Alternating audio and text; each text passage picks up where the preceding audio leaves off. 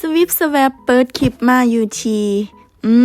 บอกทุกคนน่าจะหูละติบอกมื้อนี้พิกัดหานเจ๊ไข่มุกเด้ออยู่แถวสนามบินเนาะแถวซีไข่หั่นแหละหิวแห้งเนาะเพราะว่ามื้อนี้เบิดมื้อยังบ่ทันได้กินข้าวกินกับบีบมะนาวใส่อีนายนี่จะเป็นศาสตร์หมักสมข้าวเปียกเจ๊ไข่มุกค่อยปรุงเฉพาะใส่แต่มะนาวกับหมักเผ็ดที่เป็นเขียบหมูหั่นนะตัวนี้จะเป็นบริการเองเด้อเป็นถั่วงอกกับมะนาวน้ำมะพร้าวเอามาเองจ้าอันนี้ก็วุ้นไทยแต่โตจีนเนาะในที่สุดข้าวเปียกก็มาแล้วจ้าเฮาสั่งเป็น2ถ้วยแล้วก็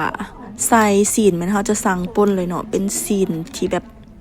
เป็นตีนจอกสิบอกแล้วก็ไก่แล้วก็อันซีนหมูหั่นน่ะคนลวกหมูหั่นน่ะแล้วก็กินจ้ะรออะไร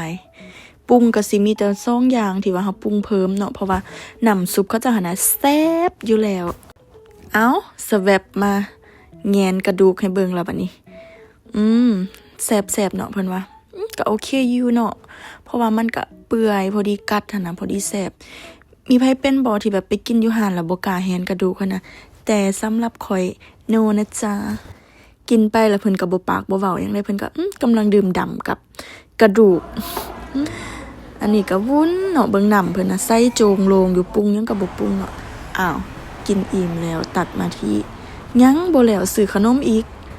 ขนมก็คือหวานแหงเป็นแบบขนมมะพร้าวที่บอกตอนสวยมื้อนี้มากินข้าวนำกันได้ย้อนว่าแฟนข่อยพัก2 ชั่วโมงเนาะข่อยก็เลยมาแวะหาเพิ่นบ๊ายบาย